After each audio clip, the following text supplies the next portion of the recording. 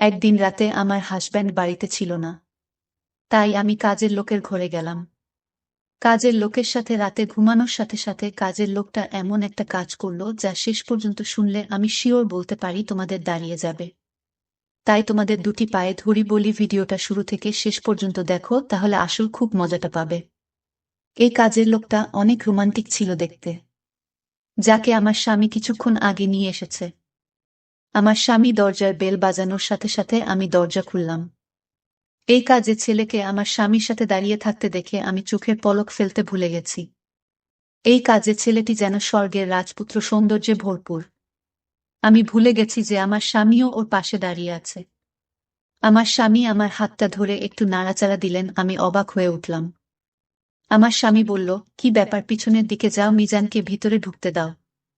মিজান 21 বছরের রোমান্টিক ছেলে। আমি সরে দাঁড়ালাম একটু। আমার স্বামী মিজানকে নিয়ে ঘরের ভিতরে ঢুকল। আমি মনে মনে ভাবছি, কেন আমার স্বামী একে সাথে করে নিয়ে এসেছে। আমাকে পোশাক ছাড়া দেখে আমার স্বামী আমার দিকে চোখ বড় বড় করে তাকালো। আমি বেশিরভাগ সময় বাড়িতে একাই থাকতাম। বাড়িতে আমি আর আমার স্বামী ছাড়া আর কেউ ছিল না। সেই জন্যই আমি বাড়িতে বেশি পোশাক পরতাম না, কিন্তু যখন তাকে ওরকম চোখ করে তাকাতে দেখে আমি বুঝতে পেরেছি যে আজ তার সাথে অন্য ছেলেও আছে। তাই সাথে সাথে কিছু পোশাক চেয়ারের উপর থেকে নিয়ে আমার শরীরের সাথে নিলাম, কিন্তু মিজান আমার দিকে একবারও চোখ তুলে তাকায়নি। এখানে আসার পর থেকেই চোখ নামিয়ে দাঁড়িয়ে আছে। আমি আমার স্বামীকে জিজ্ঞাসা করলাম, এটা কি? সে বলতে থাকল, এই ছেলে সহায় সম্বলহীন, কিন্তু এই ছেলে সৎ এবং ভদ্র, সেজন্যই আমি একে বাড়িতে কাজের জন্য এনেছি। এই ছেলে তোমার সাথে ঘরের ছোটখাটো কাজ করে দেবে। যদিও আমার স্বামী এক যুবককে ঘরে এনেছে শুনে আমার মন খারাপের কথা ছিল, কিন্তু আমার মন খারাপ হয়নি কেন? আমি জানি না। আমার স্বামীর এই সিদ্ধান্তে আমি ভিতরে ভিতরে অনেক খুশি হয়েছি। তাই বললাম, এটা তুমি অনেক ভালো করেছ। কারণ ঘরের কাজ করতে আমার অনেক কষ্ট হয়ে যায়। তারপর যখন বাজার থেকে জিনিস কিনে আনতে হয় তখন তো ক্লান্ত হয়ে পড়ি। আমার স্বামী বলল, তাই তো একে এনেছি, যাতে তোমাকে বাইরে যেতে না হয়। বাইরের সব কাজ তাকে দিয়ে করিয়ে নিতে পারবে এবং বাড়ির ছোটখাটো কাজও এ করে দেবে। আমাদের বাড়িটা ছোট ছিল অনেক, তাই বাড়িতে কাজের লোক থাকার জন্য আলাদা ঘর ছিল না। কিন্তু আমার স্বামী এই ছেলেটির জন্য বাড়ির স্টোর রুম খালি করে দিয়েছে। আমার স্বামী সেখানে একটা খাট এনে রেখেছে এবং ফ্যানও দিয়েছে। আমার স্বামী একটি প্লেটে খাবার নিয়ে স্টোর রুমে ওকে খেতে দিয়ে এলো। আমার স্বামী আমাকে বলল, যখন কোনো কাজ থাকবে না তখন ওকে বাড়ির ভিতরে বেশি সময় থাকতে দেবে না, একে স্টোর রুমে থাকতে বলবে। আমি বললাম, ঠিক আছে। কেন জানি না, আমার ভিতরে একটা অদ্ভুত চিন্তাভাবনা আসে। ফলে সারা রাত শান্তিতে ঘুমাতে পারিনি আমি। চোখ বন্ধ করলেই চোখের সামনে ভেসে ওঠে মিজানের মুখটা। কেন জানি না, তবে আমার মন চাইছিল রাতটা তাড়াতাড়ি শেষ হয়ে যাক, আর আমার স্বামী তার কাজে চলে যাক, আর আমি এই মিজানকে মন ভরে দেখি, যাকে এক পলক দেখে আমি পাগল হয়ে গেছি। যতটা সুন্দর এই ছেলে ছিল, আজ পর্যন্ত কোনো মেয়ের মুখও এত সুন্দর দেখিনি। এই কথাটা ভেবেই আমি অবাক হচ্ছিলাম যে এ কেমন অদ্ভুত ছেলে যে একবারও আমার দিকে চোখ তুলে তাকালো না। পরের দিন অনেক ভোরে ঘুম থেকে উঠে রান্নাঘরে গিয়ে নাস্তা তৈরি করছিলাম আমি। এমন সময় আমার স্বামী স্টোর রুমের দরজায় শব্দ দিল, ছেলেটি বেরিয়ে আসে। আমার স্বামী ওকে বলল, বাজার করে এনে মালকিনের সাথে প্রয়োজনীয় কাজ করে নাও, তারপর আমি তোমাকে দোকানে নিয়ে যাব। এই কথা শুনে আমি চিন্তায় পড়ে গেলাম যে কেন আমার স্বামী ওকে দোকানে নিয়ে যাবে। সে তো ঘরের কাজের জন্য নিয়ে এসেছে। আমি খাবার তৈরি করা বন্ধ করে বাইরে বেরিয়ে এসে বললাম, একে কোথায় নিয়ে যাবে? একে তো ঘরের কাজের জন্য এনেছ, তাই না? আমার কথা শুনে আমার স্বামী প্রথমে আমার দিকে অদ্ভুতভাবে তাকালো। তারপর বলল, সারাদিন এখানে এ কি করবে? এখনো 1 ঘন্টা বাকি আছে। তুমি যে কাজ করতে চাও করিয়ে নাও, তারপরে আমি আমার সাথে দোকানে নিয়ে যাব, আর একবারে রাতে আমার সাথে ফিরবে। তারপরে রাতে তোমার যে যে কাজ বাকি থাকবে এটা করে দেবে। কথাটা শুনেই আমার মনটা খারাপ হয়ে গেল।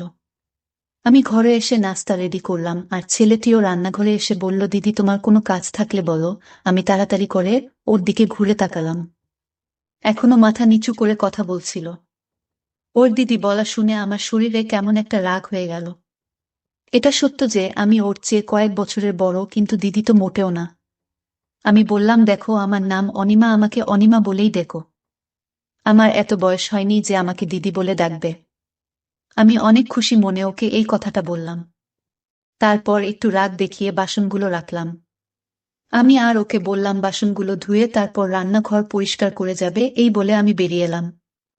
আমার স্বামী রেডি হচ্ছিল, রেডি হয়ে নাস্তা শেষ করে। এদিকে মিজান সব কাজ করে ফেলল। বাজার থেকে জিনিস নিয়ে এসেছিল। তার কিছুক্ষণের মধ্যেই আমার স্বামী ওকে দোকানে নিয়ে গেল। কেন জানি না আজকের দিনটা অনেক কষ্টে কাটিয়েছি। আমার মনে হচ্ছিল সময় যেন থেমে গেছে। আমি বারবার ঘড়ির দিকে তাকাতে থাকলাম। যদিও প্রতিদিন আমার সময় দেখতে দেখতেই কেটে যেত, কারণ ঘরের কাজে সারাদিন ব্যস্ত থাকতাম। আমার তাই মনে হতো দিনটা অনেক তাড়াতাড়ি পার হয়ে গেল, কিন্তু আজ যেন সময় পার হচ্ছে না। এই অস্থিরতায় আমি অনেক কষ্ট পাচ্ছিলাম। বারবার আমার ওই ছেলের কথা মাথায় আসছিল। আমার স্বামী রাতে আসার সময় হওয়ার আগেই আমি তাড়াতাড়ি রুমে গিয়ে ভালো পোশাক পরে মেক আপ করলাম। এমনকি আমার চুলগুলো ছেড়ে দিলাম। যদিও আমার বিয়ে হয়েছে 7 বছর, আমি কখনই আমার স্বামীর জন্য এভাবে সাজিনি। বিয়ের প্রথম 1 মাস নিজেকে সুন্দর করে সাজাতাম, এরপরে আমি ঘরের কাজে এত ব্যস্ত হয়ে পড়ি যে সাজার কথা মাথাতেই আসতো না আমার। কিন্তু আজকে কেন জানি না আমার নিজেকে সুন্দর করে সাজাতে মন চাইল। আমাকে সবাই সুন্দরী বলতো। বয়স প্রায় 30 বছর হলে কি হবে? আমার সুন্দর চেহারার কারণে বেশিরভাগ মানুষ আমাকে অবিবাহিত বলেও মনে করত। আমি যখনই আমার স্বামীর সাথে কোথাও যেতাম সবার চোখ আমার দিকে আটকে থাকত। কারণ আমার স্বামীর চেহারা ভালো ছিল না। তার অনেক বড় শরীর এবং উচ্চতাও কম, আর আমি সুন্দরী।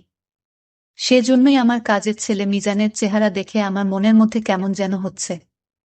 আমার মনের ভিতরে গোলাপ ফুল ফুটে উঠল। রাতে আমার স্বামী ঘরে ঢোকার সাথে সাথে আমাকে দেখে অবাক হয়ে গেল, কিন্তু আমার চোখ শুধুমাত্র মিজানের দিকে। আমি অনেক কষ্টে সারাটা দিন পার করেছি, কিন্তু একটা অদ্ভুত ছেলে, কারণ ও আমার দিকে একবারও চোখ তুলে তাকায়নি। আর এটা আমাকে ভিতর ভিতর আরও কেমন করে তুলল। কিন্তু আমার স্বামী আমাকে দেখে অনেক খুশি। খাওয়া দাওয়ার পরে বলল, অনিমা, চলো তোমাকে নিয়ে লং ড্রাইভে যাই। তোমাকে দেখতে অনেক সুন্দর মনে হচ্ছে, কিন্তু আমি তো তার জন্য সাজিনি। যার জন্য এত কষ্ট করে সাজলাম সে আমার দিকে একবারও চোখ তুলে তাকালো না। আমি চেয়েছিলাম ও আমাকে দেখুক এবং আমাকে দেখার পর তো অবাক হোক। কারণ আমিও দেখতে কম সুন্দরী না, কিন্তু ও সোজা স্টোর রুমে চলে গেল। আমি আমার স্বামীকে বললাম, আমার মাথা ব্যথা করছে, আমি কোথাও যেতে পারবো না। এই বলেই আমি আমার রুমে চলে এলাম। আমি 2 হাতের চুড়িগুলো খুলে সামনে ড্রেসিং টেবিলে রাখলাম এবং মেকআপ তুলে পোশাক পরিবর্তন করে ফেললাম। আমি শুয়ে শুয়ে ভাবতে থাকলাম কিভাবে এই ছেলের মন জয় করব। আমার মাথায় একটা আইডিয়া এলো, তাই আমার স্বামীর ওঠার আগেই আমি ছাদে চলে গেলাম। ভিজে পোশাক শুকোতে দিতে গিয়ে ইচ্ছাকৃতভাবে আমার পা মুড়িয়ে নিলাম। আর ব্যালেন্স রাখতে না পেরে সিঁড়ি দিয়ে নিচে পড়ে গেলাম। আর আমার পা খারাপভাবে ব্যথা পেল। যা আমি ভেবেছিলাম ঘটনাটা তার বিপরীত হয়ে গেল। আমি চিৎকার করে কাঁদতে থাকলাম। আমার স্বামী এবং মিজান দুজনেই ঘর থেকে দৌড়ে বেরিয়ে এলো। আমার স্বামী আমাকে ছাদের সিঁড়ির নিচে পড়ে থাকতে দেখে জিজ্ঞেস করল, কি হয়েছে? আমি বললাম, আমার পা ভেঙে গেছে। সে আমাকে হাত ধরে দাঁড় করানোর চেষ্টা করলে আমি চিৎকার করে উঠলাম। আমি সত্যি সত্যি আমার পায়ের এক হাত ভেঙে নিয়েছি। আমার স্বামী আমাকে উঠিয়ে গাড়িতে করে হাসপাতালে নিয়ে গেল। ডাক্তার আমাকে বললেন যে আমার পায়ের হাড় ভেঙে গেছে, তাই পায়ের উপরে প্লাস্টার দেওয়া হলো। আমাকে বাড়িতে এনে বিছানায় শুয়ে দিল। আমার স্বামী টেনশনে পড়ে গেলেন এবং বললেন, এখন আমি কিভাবে দোকানে যাব? মিজানকে দোকান চালাতে পাঠিয়ে দেয়। তারপরে আবার বললেন, মিজানের দোকানে যাওয়া কদিনই বা হলো, ও কি দোকান চালাতে পারবে? আমি আমার স্বামীকে বললাম, তুমি দোকানে যাও, মিজানকে এখানে রেখে যাও। আমার কিছু দরকার হলে ওকে বলে দেব। আমার স্বামীও রাজি হয়ে নিজের কাজে চলে গেল। আমি মনে মনে অনেক খুশি, যদিও আমার পায়ে অনেক ব্যথা হচ্ছিল। আমি পা নাড়াচাড়া করতে পারছিলাম না, কিন্তু আমার মনে শান্তি ছিল অনেক। স্বামী চলে যাওয়ার সাথে সাথে আমি মিজানকে ডাকলাম এবং আমার কিছু পোশাক খুলে সামনের সোফায় ফেলে দিলাম। মিজান আমার রুমে ঢোকার সাথে সাথেই নিচের দিকে তাকিয়ে বলল, বলুন। আমি চেয়েছিলাম ও আমাকে দেখুক, তাই আমি ওকে আমার কাছে আসতে বললাম। মিজান আমার কাছে এসে জিজ্ঞেস করল, বলুন, কি বলবেন? আমি রান্না করতে পারি তাই রান্না করে ফেলেছি। রান্নাঘর এবং ঘরও পরিষ্কার করে ফেলেছি। আমি ওকে বসতে বললাম। এটা শুনে ও আমার দিকে তাকালো এবং সাথে সাথে চোখ ফিরিয়ে নিল। আর 2-3 পা পিছিয়ে গেল আর বলল, কিছু প্রয়োজন হলে বলুন। ওর এই কথা শুনে আমি উপরে গিয়ে বললাম, আমার পায়ে অনেক ব্যথা আর রুমে বসে বোরিং হচ্ছি, তাই বাইরে ব্যালকনিতে বসবো আমি। আমাকে ধরে বাইরে নিয়ে বসিয়ে দাও। আমি চাইছিলাম ও আমার কাছে আসুক, কিন্তু ও এই কথা শুনে অবাক হয়ে বলল, আমি এ কাজ করতে পারবো না। রাতে স্যার এলে তবেই বের হতে পারবেন। এই বলেই রুম থেকে বেরিয়ে গেল। আমার অনেক রাগ হচ্ছিল যে ও নিজেকে কিভাবে। আমি যতই ওর কাছে যাওয়ার চেষ্টা করছি, ও ততই আমার থেকে দূরে পালাচ্ছিল। কিন্তু একদিন সুযোগ পেয়ে গেলাম আমি। আমার স্বামী কাজের জন্য বাড়ি থেকে বের হয়েছে। অমনি সাথে সাথে ইচ্ছা করে এমনভাবে চিৎকার শুরু করলাম যেন আমি পড়ে গেছি। আমি খাট ধরে কোনো রকম মাটিতে বসলাম এবং এমন ভাব করলাম যেন বিছানা থেকে পড়ে গেছি আমি। মিজান রুমে ঢোকার সাথে সাথে আমি কান্নার অভিনয় করতে থাকলাম ও আমার কাছে এসে আমাকে পড়ে থাকতে দেখে। ওকে বাধ্য হয়ে আমাকে ধরে ওঠাতে হলো। যখন ও আমার হাত এবং আমার শরীরটা ধরে আমাকে ওঠানোর চেষ্টা করল, তখন আমার হৃদয়টা কেমন একটা করতে থাকল। আমি অনেক খুশি। আমি তো এটাই চেয়েছিলাম, ও আমাকে বিছানায় বসিয়ে দিল। তারপর থেকে প্রতিদিন আমি এটাই করতে থাকলাম। আমি ওকে বারবার ডাকতাম, আরও আমাকে সাহায্য করতে বাধ্য হতো। আমি চেয়েছিলাম যে আমার ঘনিষ্ঠতা ওকে অস্থির করে তুলুক। যখন কোনো ছেলে একজন মহিলা এত কাছাকাছি থাকে, তখন তার মনে কিছু না কিছু সৃষ্টি হয়। আসলে একজন মানুষ তার কাঙ্ক্ষিত জিনিস যদি কাছে পায়, তাহলে সেটা তাকে চিন্তায় ফেলে দেয়। আমিও তো এটাই চাইছিলাম। আমার বিয়ের 7 বছর পার হয়ে গেছে, কিন্তু এখনো আমার বাবু হয়নি। আমার স্বামী আজ পর্যন্ত আমাকে এ নিয়ে কখনো খারাপ কথা শোনায়নি। আমি সুন্দরী, সেজন্য যখনই যে কোনো অনুষ্ঠানে যেতাম, অল্প বয়সী সুন্দর ছেলেদের দেখে আমার চোখ তাদের দিকে আটকে যেত। সুন্দর আর রোম্যান্টিক ছেলেদের দেখে আমার হৃদয়ে ঝড় শুরু হয়ে যেত। এই সময় আমার স্বামী আমার পাশে বসে থাকলে আমার অনেক খারাপ মনে হতো। মাঝে মাঝে মনে হয় যেন আবেগে ভুল সিদ্ধান্ত নিয়ে ফেলেছি আমি। আমি শুধু টাকা দেখেছি। কারণ আমার বাবা গরিব আর বাড়িতে অভাব থাকতো সবসময়। সেই মুহূর্তে আমার মনে হয়েছিল, যখন আমার কাছে টাকা থাকবে, তখন আমি জীবনের সমস্ত সুখ পাব। আর আমার মনের সমস্ত দুঃখ দূর হয়ে যাবে। আমার স্বামী সুন্দর নয়, কিন্তু ভেবেছিলাম একজন মানুষের সমস্ত গুণ থাকে না, আর স্বামী যে সুন্দর নয় এই দুঃখ আমি সময়ের সাথে সাথে ভুলে যাব, কিন্তু এরকম হল না। আমি আমার স্বামীকে কখনই পছন্দ করতে পারিনি। যদিও আমরা একটা সুন্দর বাড়িতে থাকতাম। আমার রুমে এসে খাওয়ার পর আর কোনো কষ্ট নেই। টাকা পয়সা খরচ করার সময় আমাকে চিন্তা করতে হতো না। কিন্তু আমার স্বামীর সাথে থাকতে একদমই পছন্দ হতো না আমার। তার সাথে যতটা সময় থাকতাম, মানসিক সমস্যায় ভুগতাম আমি। সেই সময় আমার না টাকা পয়সা না বড় বাড়ি কোনটা ভালো মনে হতো না। মাঝে মাঝে আমার মনে হতো হয়তো ভুল করে ফেলেছি। আমার স্বামী যদি আমার প্রিয় হতো, তবে আমি তার সাথে ছোট ঘরেও আনন্দের সাথে থাকতে পারতাম। ওর সাথে আমি মন খুলে কথা বলতে পারতাম। আমার মনের ইচ্ছে আমার মধ্যে একটা ভালো চাহিদা তৈরি করে। মিজানকে দেখে আমার মনে হলো আমার খোঁজ শেষ।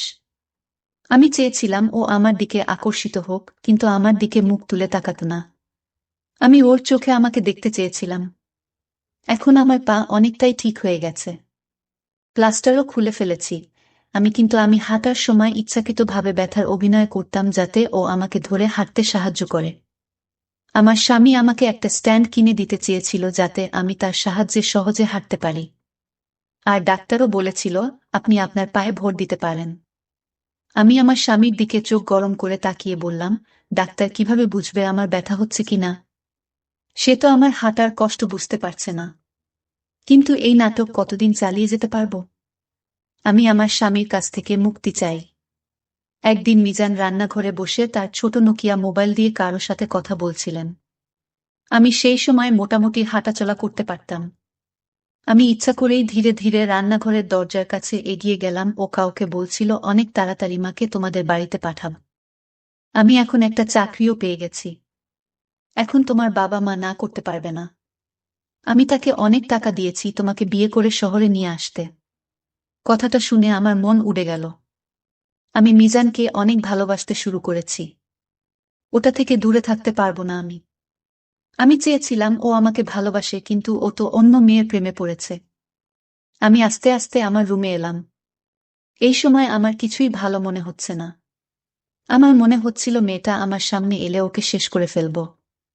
মিজান আমাকে ছাড়া অন্য কোনো মেয়েকে কিভাবে ভালোবাসতে পারে? আমি আয়নায় নিজেকে দেখলাম আমি অনেক সুন্দরী। এটা কিভাবে সম্ভব যে মিজানের আমাকে ভালো লাগে না?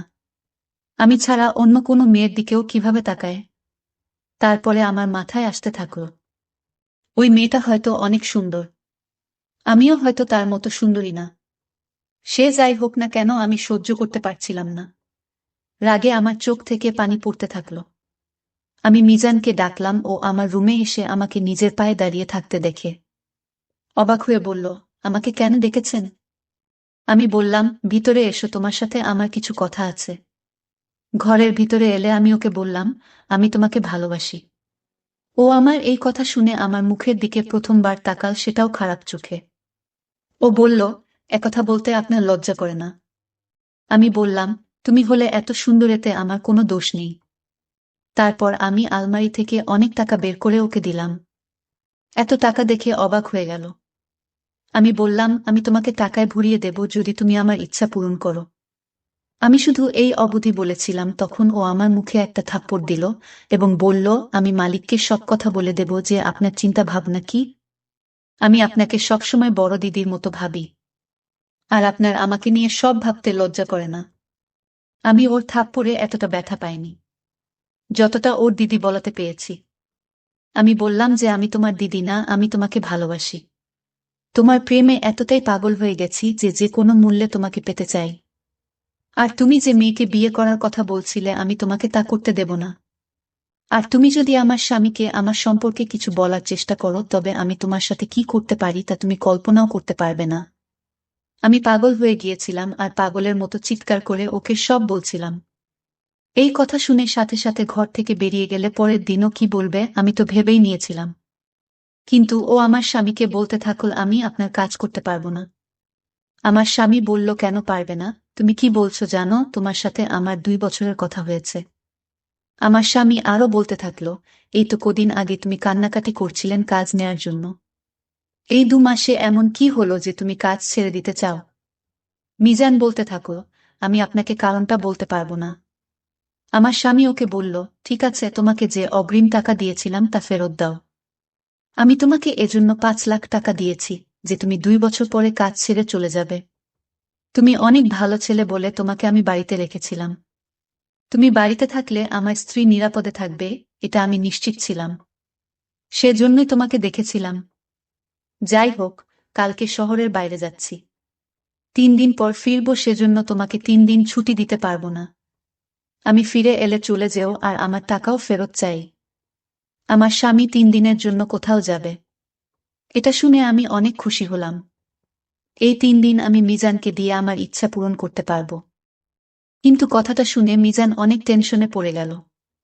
পরের দিন আমি আমার স্বামীর ব্যাগ গুছিয়ে দিলাম।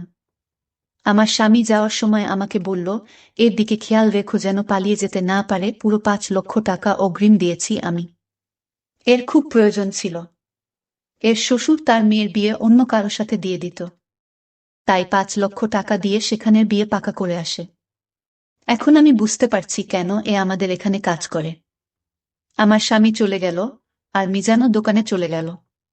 রাতে যখন মিজান বাড়ি ফিরে এলো, তখন আমি সেজে ওর সামনে দাঁড়ালাম। আমাকে দেখে ওর মনোভাব পরিবর্তন হয়ে গেল। এরপর সোজা স্টোর রুমে গিয়ে ভিতর থেকে দরজা দিল। আমি এটা দেখে ওর উপরে রেগে গিয়ে বললাম, তাড়াতাড়ি দরজাটা খোলো। মিজান বলল, তুমি এখান থেকে যেতে পারো। আমি দরজা খুলব না। আমি অনেকক্ষণ ওর দরজার সামনে ছিলাম। তারপরে ক্লান্ত হয়ে ঘরে ফিরে এলাম। ওর উপর আমার অনেক রাগ হচ্ছিল। রাত 12টার দিকে আমার মাথায় হঠাৎ খেয়াল হলো যে আমার কাছে তো স্টোর রুমের চাবি আছে। আমি দেরাজ থেকে স্টোর রুমের চাবি বের করে অনেক আস্তে আস্তে স্টোর রুমের দরজা খুললাম। সামনের খাটের উপর মুখে চাদর দিয়ে মিজান ঘুমাচ্ছিল। আমি আস্তে আস্তে স্টোর রুমের দরজা বন্ধ করে ঘাটের উপরে ওর পাশে গিয়ে শুয়ে পড়লাম। ঘরে হালকা অন্ধকার ছিল। আমি ওকে ধরতেই যে শব্দ শুনলাম তা আমার মন কাঁপিয়ে দেওয়ার জন্য যথেষ্ট। আমি সাথে সাথে উঠে বসলাম। এক টর্চের আলো আমার মুখের উপর পড়ল। তার আলোয় আমি দেখতে পেলাম যে লোকটা খাট দখল করে আছে সে আর কেউ না, আমার স্বামী। এটা দেখে আমি অবাক হয়ে গেলাম। আমার স্বামী বলল, মিজান আমাকে তোমার ব্যাপারে সব কথা বলেছে এবং আমি মিথ্যা বলেছিলাম যে আমি অন্য শহরে যাচ্ছি। আমি তোমার সত্যিটা দেখতে চেয়েছিলাম। আমি কাঁদতে থাকলাম। আমার স্বামীর সামনে আমার সব সত্যটা বেরিয়ে গেছে। সে আমাকে ছেড়ে দিল আর সকালে আমাকে বাপের বাড়িতে ফিরে যেতে বলল। আর বলল, আমিও সুন্দরী মহিলার সাথে আমার জীবন কাটাতে পারি, কিন্তু খারাপ মহিলার সাথে না। একজন স্বামী তার স্ত্রীর শখ পূরণের জন্য সারাদিন কঠোর পরিশ্রম করে এবং সে স্ত্রীর কাছ থেকে বিশ্বস্ততা আশা করে। নইলে টাকা দিয়ে তো যে কোনো খারাপ মহিলা বিছানায় যেতে রাজি হয়ে যায়। আমি সবকিছু হারিয়ে ভাবছি যদি আমি আমার চরিত্রটা ঠিক রাখতাম, যেমনটা মিজান একজন ছেলে মানুষ হয়েও রেখেছিল। তো বন্ধুরা, আজকের মতো এ পর্যন্ত। দেখা হবে পরবর্তী কোনো গল্প নিয়ে। সে পর্যন্ত তোমরা ভালো থেকো আর সামিয়া ব্লগ চ্যানেলটি সাবস্ক্রাইব করে রেখো। একদিন আমি আর দিদি কাজ করার সময় হঠাৎ মা এসে আমাদের সরাসরি দেখে ফেলে।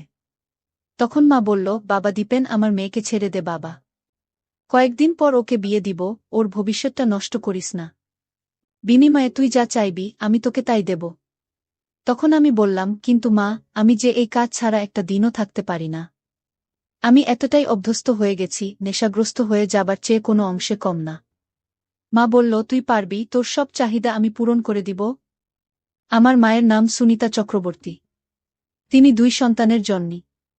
আমার নাম দীপেন চক্রবর্তী, অনার্স ফার্স্ট ইয়ারে পড়ছি, বয়স 20 বছর। আর আমার বড় বোন সুরঞ্জিতা চক্রবর্তী, বয়স 23 বছর, কলকাতার একটি বেসরকারি বিশ্ববিদ্যালয়ে ফ্যাশন ডিজাইনিং পড়ছে। ভারতের পশ্চিমবঙ্গের রাজধানী শহর কলকাতা থেকে একটু দূরে হুগলিতে আমরা বসবাস করি। কিন্তু আমাদের বাসায় আমাদের খুব কমই থাকা হয়। মায়ের ব্যবসা জনিত কারণে অধিকাংশ সময় কলকাতায় থাকা হয়। আমার মা একজন ডিভোর্সি নারী। প্রেমের বিয়ে হলেও আজ থেকে 15 বছর আগে আমার বাবা মায়ের ডিভোর্স হয়ে যায়। এর পেছনে আমার বাবারই দোষ বেশি ছিল। তিনি 1997 সাল থেকে আমেরিকা থাকেন। বাবা বিদেশ যাবার পর থেকে আমাদের খোঁজ খবর নেওয়া বন্ধ করে দেন। পরে আমরা জানতে পারি বাবা আমেরিকায় ভারতীয় একজন নারীকে বিয়ে করে নতুন সংসার গড়েছেন। বাবা মায়ের ডিভোর্স হবার পর মা আমাদের 2 ভাই বোনকে নিয়ে খুবই মানসিকভাবে ভেঙে পড়েন। প্রেম করে বিয়ে করার কারণে নানা বাড়ির দিক থেকেও মায়ের সম্পর্ক নষ্ট হয়ে যায়। এমন অবস্থায় সামাজিক ও আর্থিকভাবে নিজের একটা শক্ত অবস্থান গড়ে তোলা আমার মায়ের জন্য বিশাল কঠিন হয়ে দাঁড়ায়।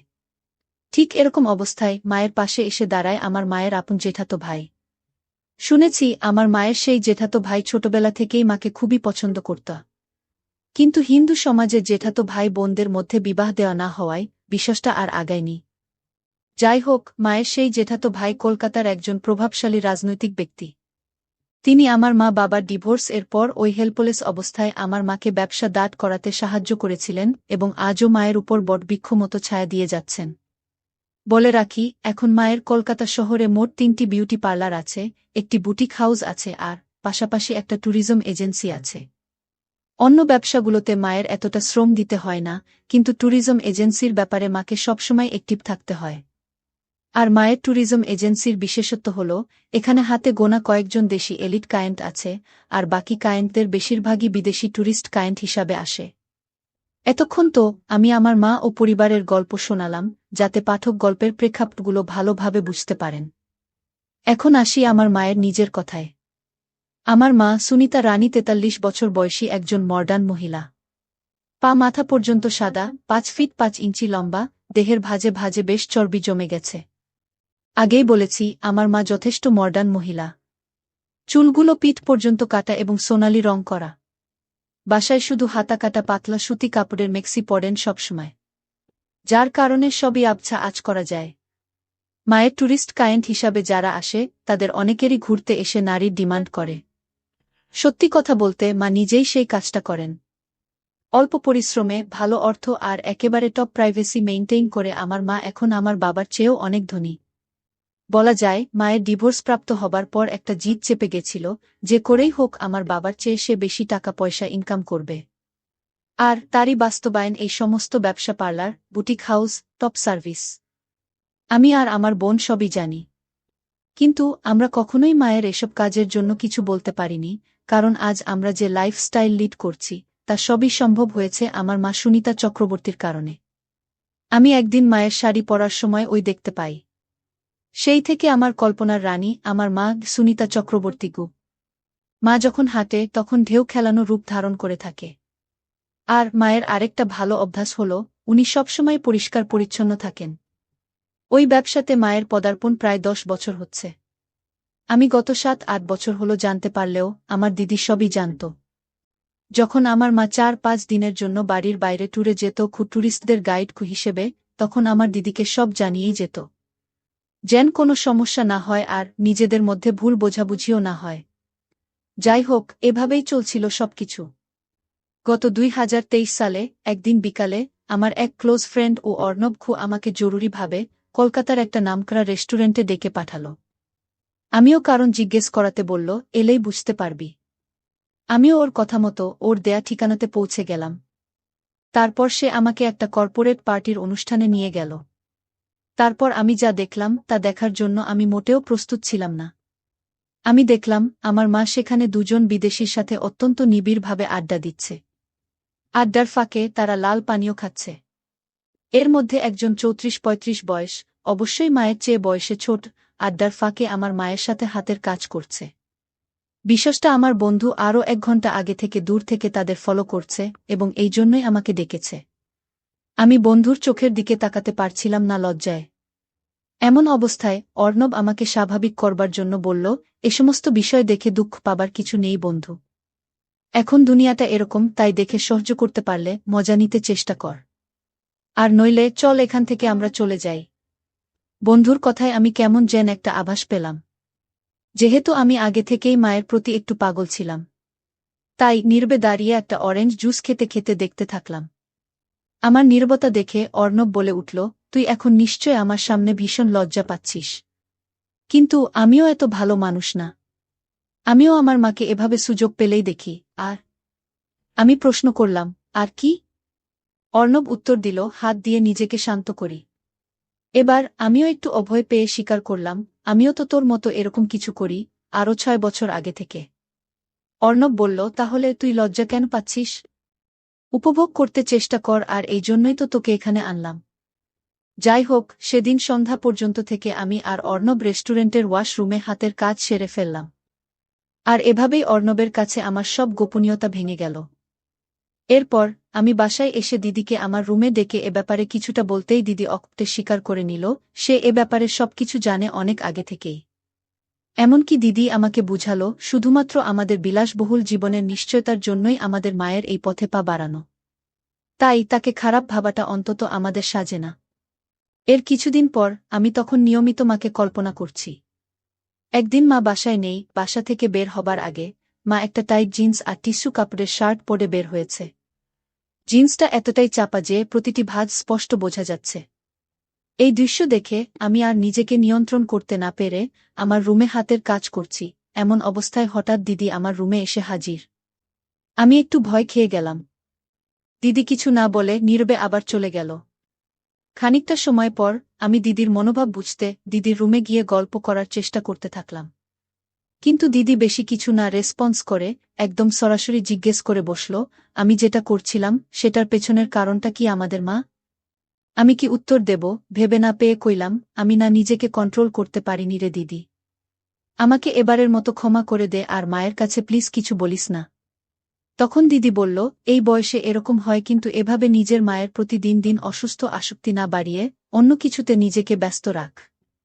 আমি বললাম, আমার তো দুনিয়াটাই তোকে আর মাকে নিয়ে। আমি বুঝি এটা ঠিক না, তবুও না করে পারি না।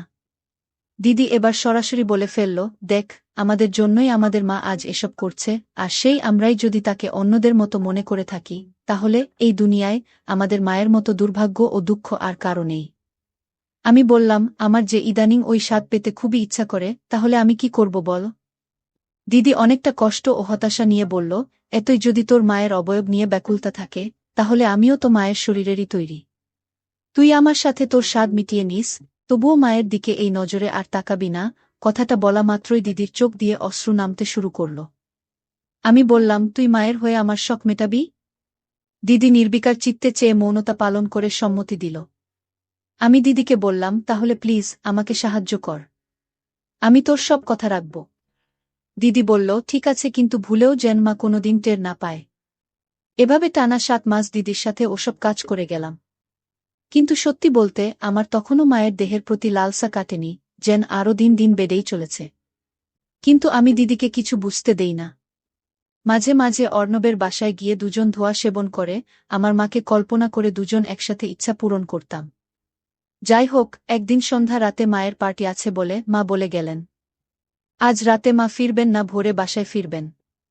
আমি আর দিদি সেই রাতের সদ্ব্যবহার করতে শুরু করলাম, কিন্তু বিধির কি লীলা খেলা।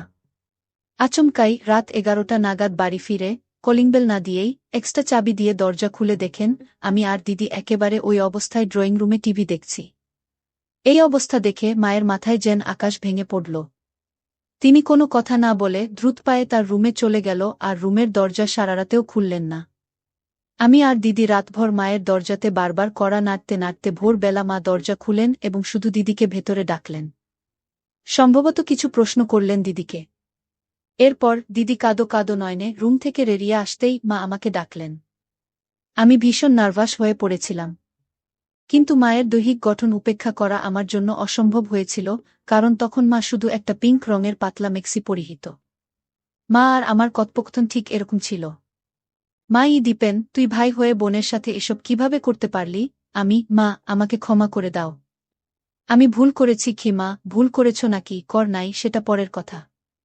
কিন্তু আমার প্রশ্নটা হলো, পৃথিবীতে কি আর কোনো নারী ছিল না? মা, আসলে আমি এরকম কিছুই করতে চাইনি।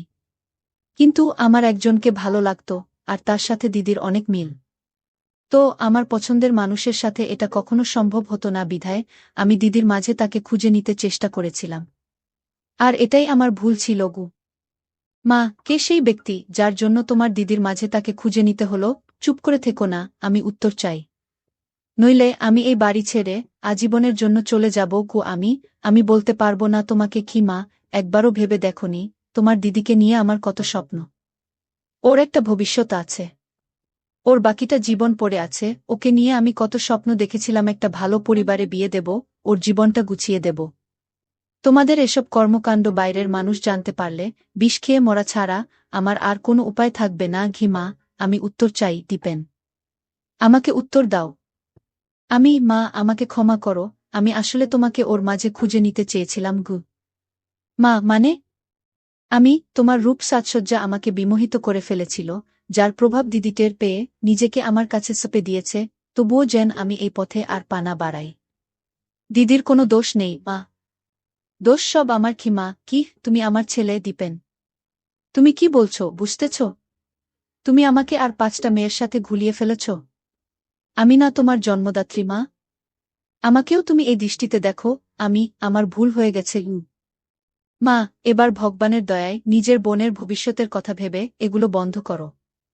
নইলে ওকে বিয়ে দেয়া মুশকিল হয়ে যাবে গু। তাহলে আমি এই অভ্যাস ত্যাগ করব কি করে মা? তুমিই বলে দাও। মা, কতদিন ধরে এইসব কাজ করে চলেছ তোমরা? প্রায় 6-7 মাস গু। মা, তুমি যে ওকে প্রেগটে করে দাওনি, এটাই কপাল। না মা, আমরা কোনোদিন কাউকে বুঝতে দিতাম না মা। আমার দিব্যি কেটে বলো তো দীপেন, তুমি কি আমাকে আর আমার মেয়েকে তোমার ওই কুদৃষ্টি থেকে মুক্তি দিতে পারবে? আমি একেবারেই নিশ্চুপ। মা, জীবনে আর কি কি পরীক্ষা দিতে হবে আমাকে কে জানে। আমি যদি আমার মেয়ের সতীর্থ ভিক্ষা চাই তোমার কাছে, তুমি কি এটুকু দয়া করতে পারবে আমাদের? কিন্তু মা, আমি যে ওগুলো ছাড়া একটা দিনও থাকতে পারি না। এতটাই অভ্যস্ত হয়ে গেছি, নেশাগ্রস্ত হয়ে যাবার চেয়ে কোনো অংশে কম না মা, আমার মেয়েকে ছেড়ে দে বাবা। ওর ভবিষ্যৎটা নষ্ট করিস না। বিনিময়ে যা চাইবি আমি তোকে তাই দেব। বন্ধুরা, ভিডিও মাঝখানে একটা কথা বলতে চাই। আমি তোমাদের আনন্দ দেওয়ার জন্য খুব কষ্ট করে ভিডিও বানাই। তাই তোমাদের কাছে অনুরোধ থাকবে অবশ্যই এই ভিডিওটি দেখে একটি লাইক করবে এবং সামিয়া ব্লগ চ্যানেলটি সাবস্ক্রাইব করে পাশে থাকবে। আমি একটু ভয় নিয়ে বললাম, যদি আমি তোমাকে চাই এর বিনিময়ে? মা, তুমি পারবে তোমার চাহিদা আমার সাথে পূরণ করতে? আর এতে কি আমার মেয়েটা তোমার থেকে নিস্তার পাবে? আমি চুপ করে দাঁড়িয়ে মায়ের মাথা থেকে পা দেখতে থাকলাম আর মনের অজান্তেই হাসুচোখ ভঙ্গি দিয়ে ফেললাম। মা অনেকটা ঘৃণা ও অবজ্ঞার সাথে এগিয়ে গিয়ে দরজার লকটা লাগিয়ে দিয়ে আমার দিকে ঘুরে বললেন, কথা দাও আমি এখন যা যা বলবো তুমি অক্ষরে অক্ষরে তা মেনে নিবে? বলো মা, আমি মেনে নিব মা। এই যে এতক্ষণ আমি তোমাকে এতগুলা কথা বললাম, তা শুনেছ কিনা জানি না। কিন্তু তোমার মনোযোগ যে আমার দিকে, এটা সত্য। আমি আবারও চুপচাপ মাথা নিচু করে দাঁড়িয়ে থাকলাম। এবার মা আরও কড়া গলায় বলে উঠলেন, কি করতে চাও তুমি আমার সাথে? আমি বয়স্ক ছেলে মেয়ে যা করে। মা এবার একটু গম্ভীর কণ্ঠে বলে উঠলেন, চালাও তোমার পশুত্ব, তোমার মায়ের সাথে যা ইচ্ছে করো, কিন্তু আমার মেয়ের দিকে আর কোনোদিন চোখ তুলে তাকাতে পারবে না। আর যদি তা না মানো, আমি তোমাকে দিব্যি দিয়ে বলছি, আমি নিজেকে নিজে শেষ করব, আর তার জন্য দায়ী থাকবে তুমি। আমি মায়ের চোখের দিকে তাকিয়ে বুঝলাম, প্রথমে রাগ নিয়ে সূত্রপাত হলেও তিনি একটু লজ্জা পাচ্ছেন। এরপর আমি আর কোনো কিছু না ভেবে মায়ের দিকে মনোনিবেশ করলাম। আমি 2 পা এগুতেই দরজার ওপাশ থেকে আমার দিদি হাউমাউ করে কাঁদতে কাঁদতে ঘরে ঢুকে পড়ল। দিদি বারবার অনুনয় বিনয় করে আমাকে আর মাকে বলছে, সব দোষ আমার মা। আমার জন্য তুমি এত বড় ভুল করো না। তারপর দিদি আমাকে জড়িয়ে ধরে কাঁদতে কাঁদতে বলতে থাকল, ভাই প্লিজ, তোর যা ইচ্ছে আমার সাথে কর, তবুও মায়ের সাথে এমন কিছু করিস না গে। এদিকে আমি দিদিকে বললাম, না দিদি, আমি মাকে কথা দিয়েছি, আমি তোর দিকে আর চোখ তুলেও তাকাবো না গে। মনে মনে আমি ভাবছি, আজকের এই সুযোগ আমার কোনোভাবেই হাতছাড়া করা যাবে না। দিদি তখনও ঘটনাস্থলে দাঁড়িয়ে কেঁদে চলেছে। এক পর্যায়ে মা নিজেই দিদিকে উদ্দেশ্য করে বলে উঠলেন, উফ, এত ভোরবেলা আশেপাশের এলাকার মানুষ জড়ো করবি নাকি? নিজের অপরাধের জন্য যদি এতই অনুতপ্ত বোধ হয়, তাহলে তুই তোর রুমে গিয়ে যা খুশি কর গু। সাথে সাথে আমার মাথায় একটা দুষ্টু বুদ্ধি খেলে গেল। যেহেতু দিদি আর আমার মাঝে গোপন কিছুই নেই, আর আমাদের মায়েরও দিদির সামনে কোনো রকম ইতস্তত বোধ দেখছি না, তাহলে দিদিকে আমাদের কর্মকাণ্ডের সাক্ষী বানিয়ে নেই। তাই আমি মাকে বললাম, মা, ভুলেও এখন দিদিকে একা ঘরে পাঠিও না, হঠাৎ যদি আত্মঘাতী কোনো ঘটনা ঘটিয়ে ফেলে। এটা শুনে সাথে সাথে দিদিকে উদ্দেশ্য করে মায়ের আদেশ, না খুকি, তুই কোথাও যেতে পারবি না। তুই এখন যা যা ঘটবে তা পুরোটা বসে দেখবি। নিজের ভাইয়ের সাথে পাপাচার করতে পেরেছ, আর তার প্রায়শ্চিত্ত করতে পারবে না, তা তো হবে না গু। এই কথা শুনে দিদি হতভাগা মায়ের রুমের সোফাতে চুপচাপ বসে সবকিছু অবলোকন করতে থাকল। মা যেন আমার প্রতিটি পদক্ষেপ সম্পর্কে আগে থেকেই অবগত। আমি দিদির দিকে তাকিয়ে দেখলাম, দিদি প্রথমে কান্নাকাটি করলেও এখন বোধ হয় অনুভূতি নেয়া শুরু করেছে। দিদিকে বললাম, দিদি, আজ যদি আমি এখানে পুরোটা সম্পন্ন করি, তোর কোনো আপত্তি আছে? দিদি মাথা নাড়িয়ে ক্ষীণা সূচক উত্তর দিল। কিন্তু আমি বুঝতে পারছি, আমাদের কর্মকাণ্ড দেখে দিদিরও খুব ইচ্ছা জেগেছে। তাই আমি লজ্জাশরম ত্যাগ করে মায়ের কাছে বিশ্বাসটা উপস্থাপন করলাম, এইভাবে যে, দেখো মা, তুমিও একজন নারী, দিদিও আরেকজন নারী। আমাদের কর্মকাণ্ডের ফলে দিদির ভেতরেও তো কোনো সুপ্ত ইচ্ছা জাগতে পারে। হ্যাঁ, আমি তোমার মেয়েকে স্পর্শ করব না, তোমাকে কথা দিয়েছি।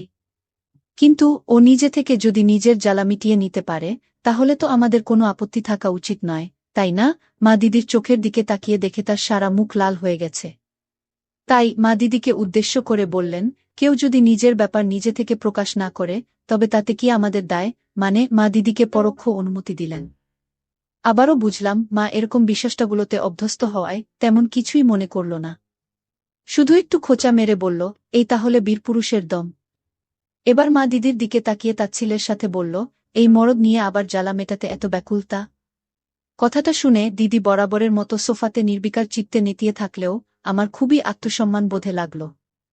যাই হোক, সেই ভোরবেলা থেকে শুরু হওয়া আমাদের 3 জনের মানবিমান, মায়কান্না অবশেষে লীলাখেলার প্রাথমিক প্রবর্তনা রূপে সকাল 9টার দিকে শেষ হল। সেদিন সকাল 9টায় কাজ শেষ করে আমরা ক্লান্ত হয়ে ওভাবেই ঘুমিয়ে গেলাম। আমার ঘুম ভাঙল ঠিক দুপুর 2টায়। ঘুম ভেঙে দেখি দিদি স্নান করতে গেছে, আর আমার মা রান্নাঘরে কাজ করছেন। মা একটু মোটা স্বরে বলে উঠলেন, অনেক হয়েছে তামাশা, এবার স্নান করে খেয়ে আমাকে উদ্ধার করবো। আমি, কেন মা, কোনো কাজ আছে নাকি? মা, বিকালে একটু তোর মামার অফিসে যেতে হবে। আজ তো তোর মামার জন্মদিন। আমি, শুধু কি তোমারই যাবার কথা, নাকি অন্যদেরও যাবার কথা আছে? মা, কেন, তুই যাবি? চলো না, তোর মামা কতবার করে তোকে আর তোর দিদিকে নিয়ে যেতে বলে। আমি, দিদিকে বলে দেখো, ও যদি না যায়, তাহলে আর কি করার, আমি না হয় বডিগার্ড হিসেবে যাব তোমার সাথে গু। মা, শোনো না, তোর মামা তো তোর দিদির জন্য একটা পাত্রের প্রস্তাব নিয়ে এসেছে, আমাকে এখনো পুরোটা জানায়নি, কিন্তু বলেছে পাত্রটা সব দিক থেকে ভালো, কিন্তু সমস্যা একটাই, বয়সটা একটু বেশি। আমি, যার জন্য পাত্র দেখছ, তাকে জিজ্ঞেস করেই দেখো, তার মতামত কি। আমি জানি আমার দিদি আমার বন্ধু অর্ণবকে মনে মনে পছন্দ করে। অর্ণবও দিদিকে বেশ পছন্দ করে। টুকটাক প্রাথমিক পর্যায়ের প্রেমও চলছে ওদের মাঝে। যদিও অর্ণব আর আমি সমবয়সী, তার মানে অর্ণব দিদির চেয়ে ৩ বছরের ছোট। অর্ণবের পরিবার যথেষ্ট অভিজাত হলেও শুধুমাত্র বয়সের কারণে বিশ্বাসটা আলোর দিশে পাচ্ছে না।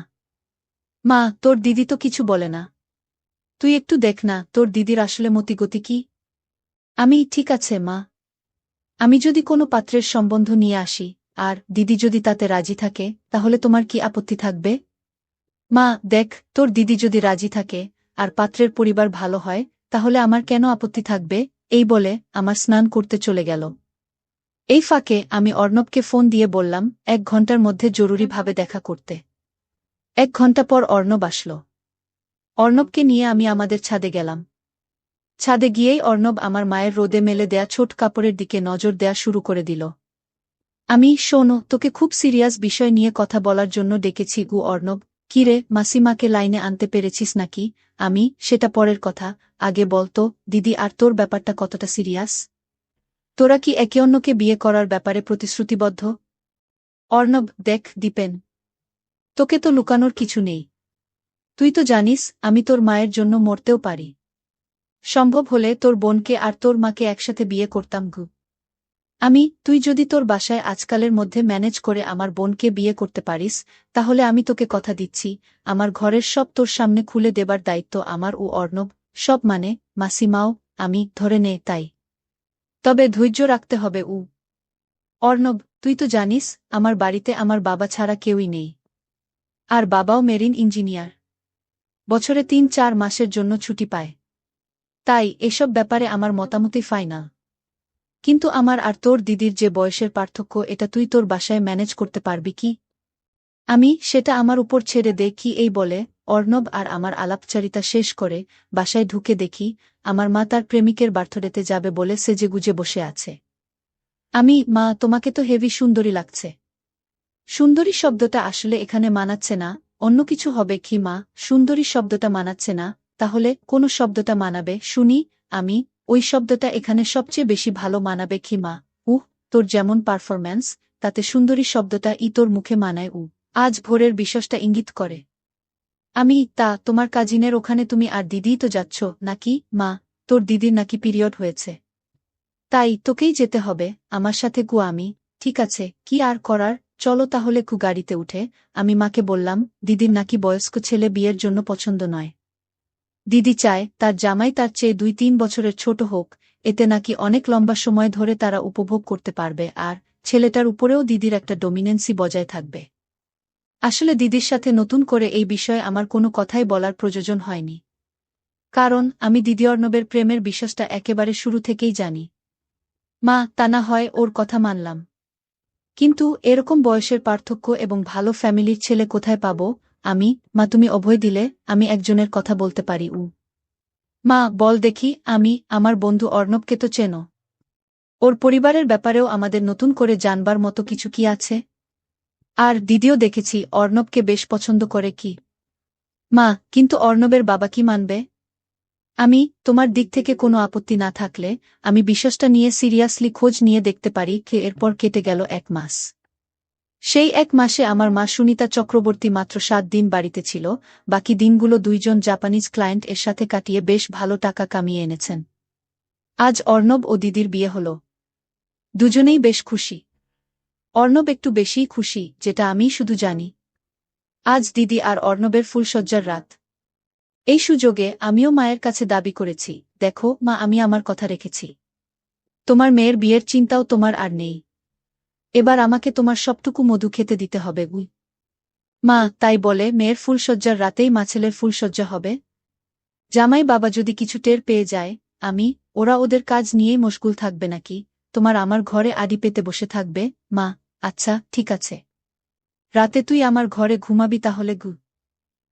শুধু এটুকুতে হবে না। তুমি তোমার কায়েন্ডের জন্য যেভাবে সাজসজ্জা করো, আজ তুমি আমার জন্য একইভাবে প্রস্তুত হয়ে থাকবে। এটা তোমাকে মানতেই হবে কি মা? হায় ভগবান! আচ্ছা, যা মানলাম মহারাজের আর্জি। এবার খুশি তো? হঠাৎ রাত ২টার সময় পাশের রুম থেকে এখন দিদি ফোন দিল। ভাবতে ভাবতে আমরা নিজেদের কিছুটা সামলিয়ে নিলাম। তারপর ফোন কল ব্যাক করতেই আরেক কাহিনীর সূত্রপাত। ফোনের উপাস থেকে দিদির কান্না শুনে বুঝলাম কিছু একটা ঘটেছে। আমরা রুম থেকে বেরিয়ে দিদির রুমের সামনে যেতেই দেখি দিদি দরজায় দাঁড়িয়ে কাঁদছে। তারপর দিদি কাঁদতে কাঁদতে মায়ের কাছে অক্টে তার স্বামীর সাথে কথা বলতে রুমে যেতে বলল। মা ওই অবস্থাতেই অর্ণবের কাছে গিয়ে কি ব্যাপার, কি হয়েছে টাইপ কিছু প্রশ্ন করতেই অর্ণব আমাকে ডাক দিল। আমি রুমে ঢুকতেই অর্ণব রুমের দরজাটা লাগিয়ে দিল। তারপর আমাকে সামনে রেখে অর্ণব তার পুরো মনোবাসনা মায়ের কাছে খুলে বলল। সাথে এটাও বলে দিল, দেখুন মা, আপনার ছেলে আমার সবচেয়ে প্রিয় বন্ধু। আর তাই ওকে আমি সবকিছুই শেয়ার করি, ঠিক দীপেনও আমায় সবকিছু শেয়ার করে। আপনি যেন ভাববেন না আপনার ছেলের সামনে আপনি মুখ দেখাবেন কি করে। এরপর মা 2 মিনিট শান্ত থেকে আমাকে থমথমে গলায় বললেন, দীপেন, রুমের দরজাটা লাগিয়ে তোর দিদির সাথে বসে কথা বল। আমি 30 মিনিট পর আসছি। আমিও এর সাথে সাথে রুম থেকে বের হয়ে মৃদু হাসি দিয়ে মনে মনে বললাম, সাবাস অর্ণব। এরপর আমি দিদির সাথে বসে আড্ডা দিচ্ছি আর লাল পানি খাচ্ছি। দিদি বিয়ের আগে থেকেই জানত অর্ণব কি চায়। তাই অর্ণবের প্ল্যান অনুযায়ী মিথ্যে অভিনয় করে এভাবে অর্ণবকেও মায়ের নিতে সাহায্য করে দিল। 1.5 ঘণ্টা পর মা দিদির বাসর ঘর থেকে নিজের ঘরের বাথরুমে চলে গেল স্নান করতে। প্রিয় বন্ধুরা, আজকের গল্পটা এখানেই শেষ করলাম। ভালো লাগলে সামিয়া ব্লগ চ্যানেলটি সাবস্ক্রাইব করে পাশে থাকবে।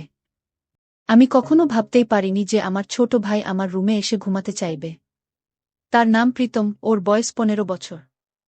একদিন প্রীতম আমাকে বলল, আপু আমি একা একা ঘুমাতে ভয় পাই। হঠাৎ তার এমন কথা শুনে আমি খুব অবাক হলাম। ছোটবেলা থেকেই আমি প্রীতমকে অনেক ভালোবাসি, তাই সেদিন তাকে আমার পাশে রাখতে চাইলাম।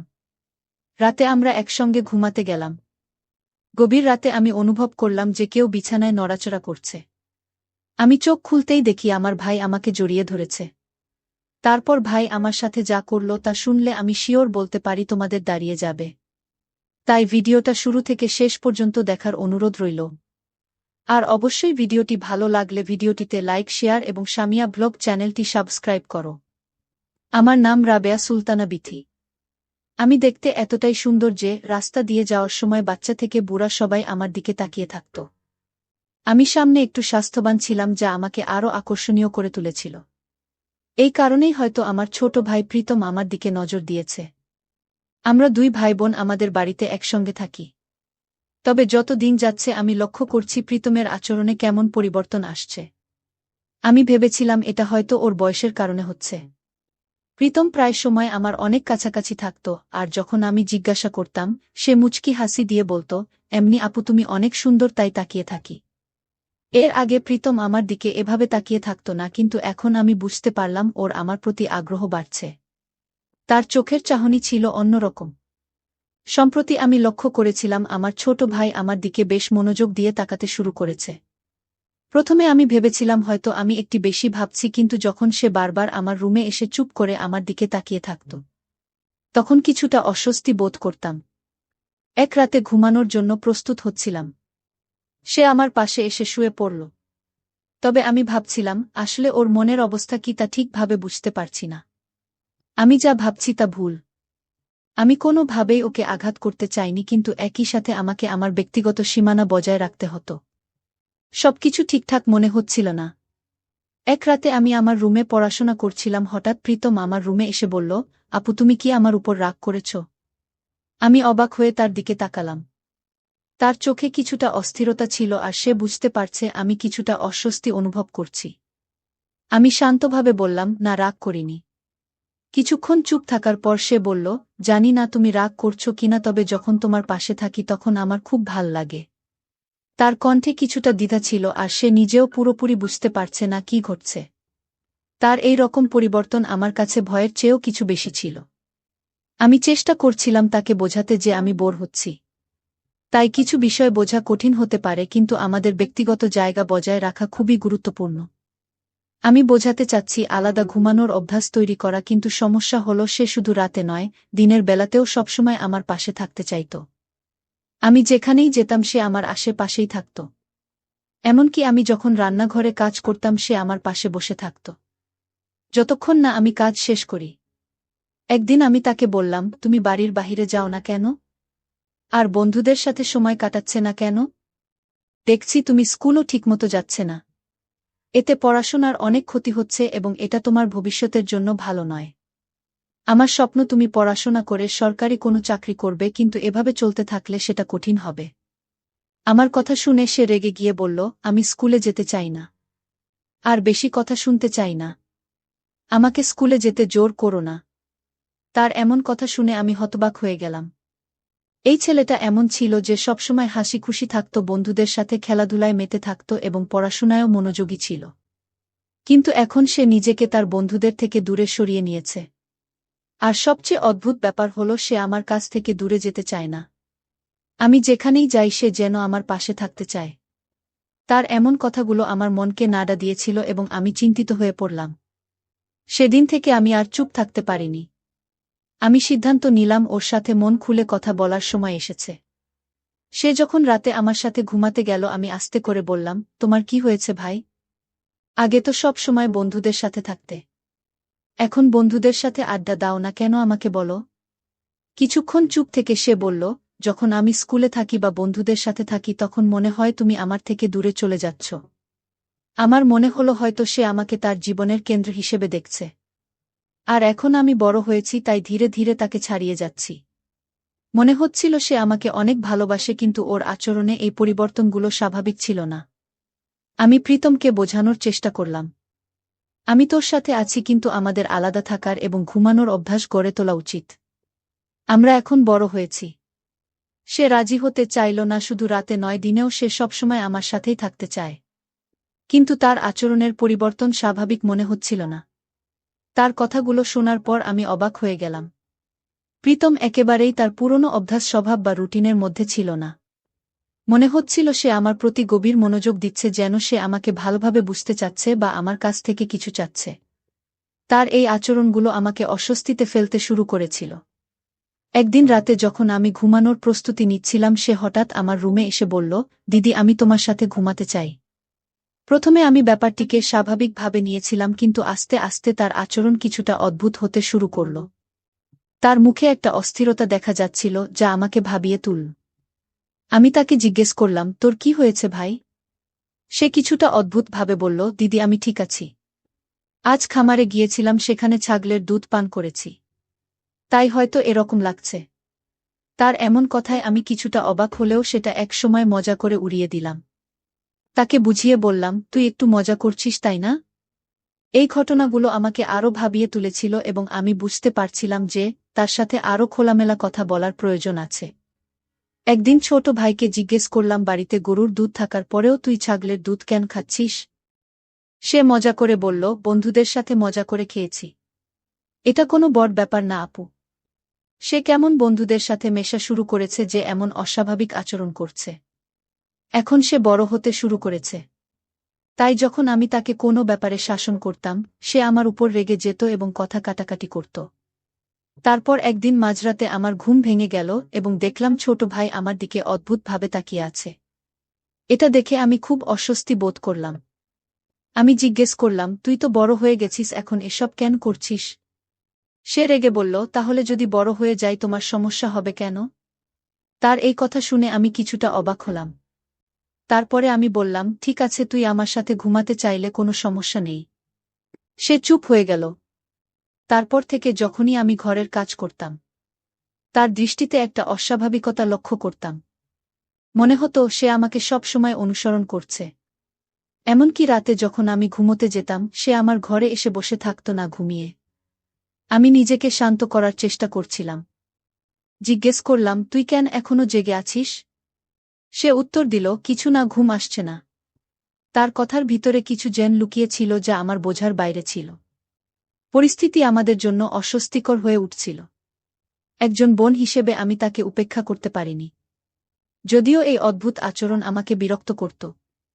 আমি বুঝতে পারছিলাম না কেন সে এভাবে আমার দিকে তাকিয়ে থাকত। আমি আরও চিন্তিত হয়ে পড়লাম যখন হঠাৎ ঘুম থেকে উঠে দেখি আমার ছোট ভাই একদম চুপচাপ বসে আছে আমার পাশে। আমি আতঙ্কিত হয়ে পড়লাম যেন আমার শরীরে কোনো শক্তি নেই।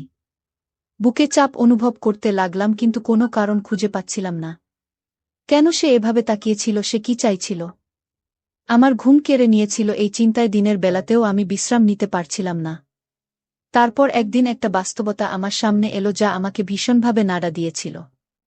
সেই সত্যটা আমাকে এতটাই বিপর্যস্ত করে তুলল যে মনে হলো আমার পৃথিবীটা ভেঙে যাচ্ছে।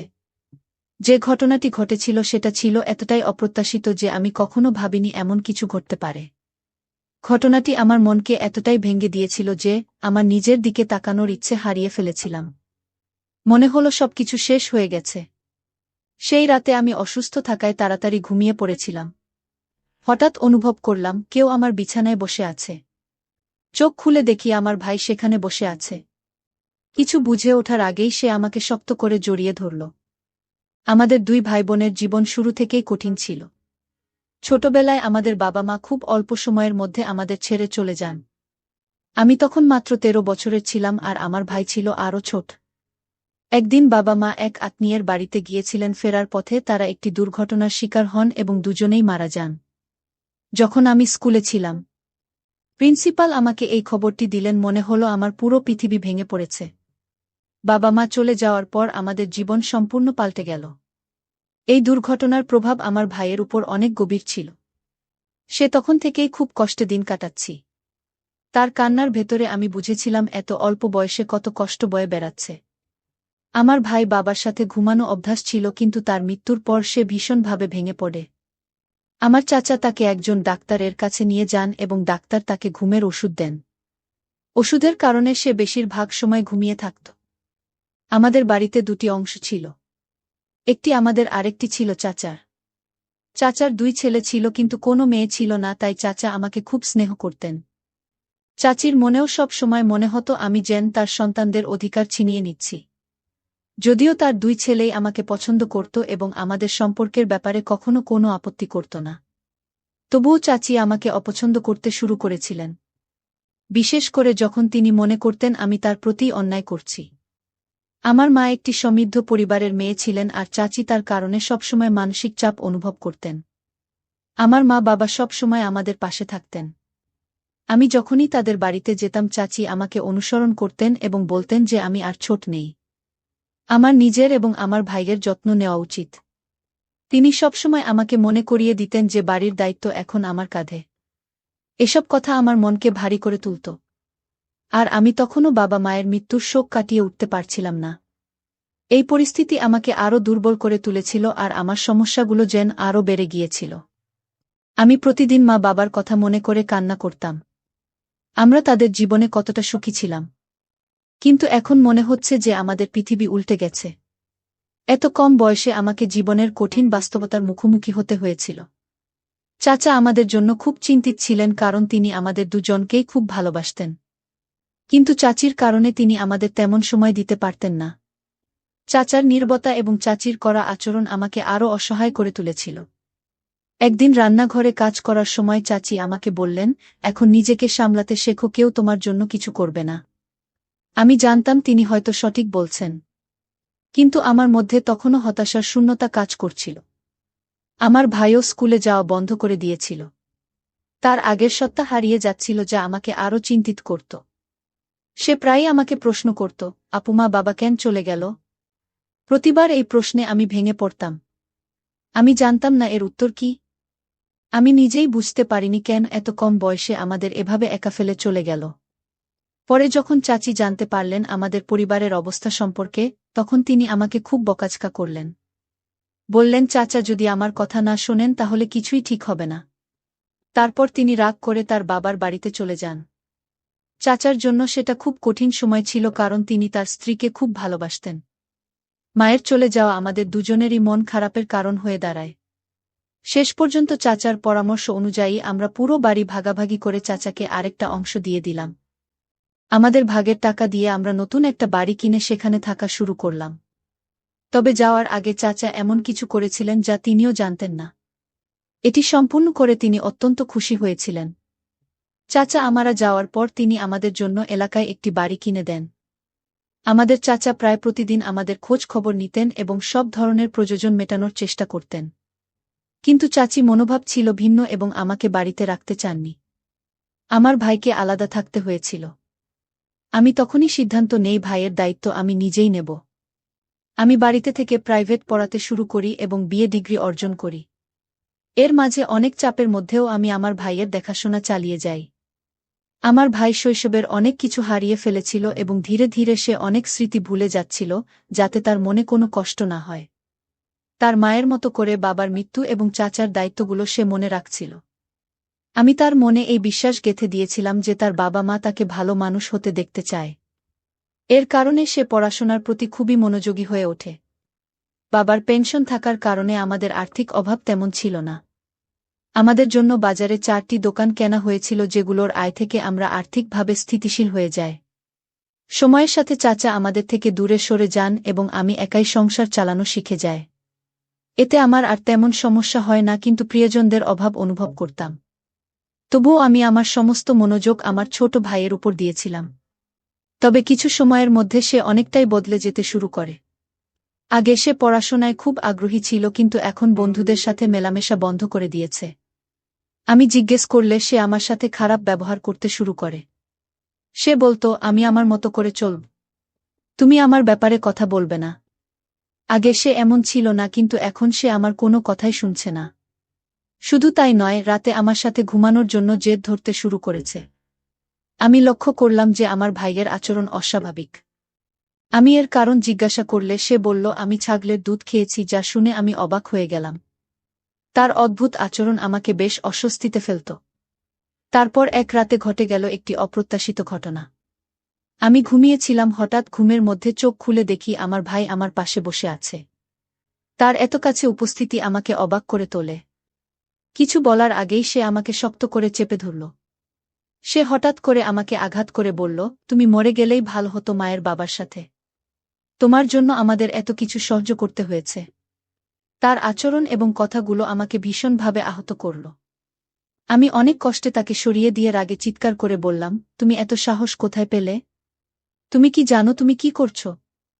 আমার ভাই তখন আমাকে আরও বিরক্তির সাথে বলল, আমার জীবন নষ্ট হয়ে গেছে শুধু তোমার জন্য, তুমি আমার সমস্যার মূল কারণ। আমার বন্ধুরা পর্যন্ত আমার সাথে মিশতে চায় না, কারণ তোমার কারণে ওদের লজ্জা পেতে হচ্ছে। তার কথা শুনে আমি হতভম্ব হয়ে গেলাম। সে আরও বলল, একদিন আমি যখন বন্ধুদের সাথে খেলতে গিয়েছিলাম, তখন আমার এক বন্ধুর মা আমাকে তাড়িয়ে দিয়ে বলেছিল, তুমি খারাপ মেয়ে বলে তোমার সাথে আমাদের ছেলেদের মিশতে দিতে পারব না। তোমার বোনের কারণেই সবকিছু নষ্ট হচ্ছে। সেই ছেলেটা তোর সাথে সময় কাটায়, আর সবাই মনে করে তুই অন্যদের জীবন নষ্ট করে দিচ্ছিস। এখন পাড়ার অনেক ছেলেরা আমাকে নিয়ে ঠাট্টা মশকরা করে। আমি স্কুলে যেতে পারছি না, খেতেও পারছি না। তার এসব কথা শুনে আমি রীতিমতো অবাক হয়ে গেলাম। আসলে আমি একটা ছেলের সাথে রিলেশনে ছিলাম, সেটাকে সবাই খারাপভাবে নিয়েছিল। সেটা আমি জানতাম না। আমার ভাইও এটাকে অনেক খারাপভাবে নিয়েছিল। আমি এসব শুনে ধাক্কা খেলাম, কিন্তু কিছু বলতে পারলাম না। এতদিন যা করেছি ভাইয়ের ভালোর জন্য, আজ সে আমাকে দোষারোপ করছে। তারপর আমি চাচা আর মামাকে ফোন করে সব জানালাম। তারা আমার ভাইয়ের এই ধরনের আচরণে অবাক হয়ে গেলেন। কিছু আত্মীয় অনেকদিন বাড়িতে আসেনি, তাই তারা জানত না আমাদের পরিস্থিতি। ভাই সে বলল, তোর বোনের সঙ্গে সম্পর্ক রাখার জন্যই আমার বন্ধুরা আমাকে মেনে নিচ্ছে না। আমি আমার ভাইয়ের দেখাশোনা করার জন্য কিছুদিন পর বিয়ে করে নেই। কারণ বাবা মা না থাকার কারণে আমাদের অবস্থা দিন দিন খারাপ হতেছিল। ভাইয়ের ও দিন দিন আমার প্রতি তার রাগ বাড়তেছিল। এসব দেখার পর আমি সিদ্ধান্ত নিই বিয়ে করার। আমার যার সাথে রিলেশন ছিল আমি তাকে বিয়ে করি, যাতে সব ঠিক হয়ে যায়। এই কথাগুলো শোনার পর আমার ভাইয়ের প্রতি আচরণে আমি অনেক ভুল করেছিলাম। সে আমার কাছ থেকে বেশ হতাশ ও বিব্রত হয়েছিল। তাকে আমি এক সময় দূরে সরিয়ে দিয়েছিলাম, কারণ তখন আমার পক্ষে কিছু বলার বা তাকে ক্ষমা করার পরিস্থিতি ছিল না। আমি জানতাম এই সমস্যা থেকে বেরিয়ে আসতে সময় লাগবে। আমারও কিছুটা সময় দরকার ছিল, কারণ আমি বেশিক্ষণ কারও উপর রাগ ধরে রাখতে পারি না। আমাদের কখনো কখনো নিজেদেরকে সময় দিতে হয়, যাতে পুরনো ভুলগুলো ভুলে এগিয়ে যেতে পারি। আমার বিয়ের পর সব ঠিক হয়ে যায়। ভাইয়ের ভুল বুঝে থেকে সব কিছুই একে একে ঠিক হতে থাকে। এরপর আমি কিছুটা সময় নিয়ে নিজেকে শান্ত করি। আমি আবারও নতুনভাবে জীবন শুরু করি এবং আমার স্বামী ও ভাইদের সঙ্গে এক বাড়িতে থাকা শুরু করি। আমাদের চাচা আমার বিয়ের ব্যবস্থা করেছিলেন। তার চাচি ও আমাকে খুব স্নেহের সঙ্গে মেনে নিয়েছিলেন। ভাই আবার পড়াশোনায় মনোযোগ দিল, আর আমাদের পরিবার একে অপরের প্রতি ভালোবাসা ও সম্মান বৃদ্ধি পেল। এভাবেই আমাদের মধ্যে ভুল বোঝাবুঝি দূর হল আর পরিবারের মধ্যে শান্তি ফিরল। ধীরে ধীরে আমার হৃদয়ের সব রাগ এবং দুঃখ দূর হয়ে গেল। যে কোনো সম্পর্কের মধ্যে সবচেয়ে গুরুত্বপূর্ণ বিষয় হল না জেনে কাউকে দোষারোপ না করা। এই অভিজ্ঞতা আমার এবং আমার ভাইয়ের মধ্যে আরও গভীর বন্ধন তৈরি করেছে। বন্ধুরা, আজকের গল্পটা কেমন লাগলো জানাতে ভুলবে না। এরকম মজার মজার রোম্যান্টিক গল্প শুনতে চাইলে ভিডিওটি লাইক, শেয়ার এবং সামিয়া ব্লগ চ্যানেলটি সাবস্ক্রাইব করে বেল আইকনটি ক্লিক করতে ভুলবে না।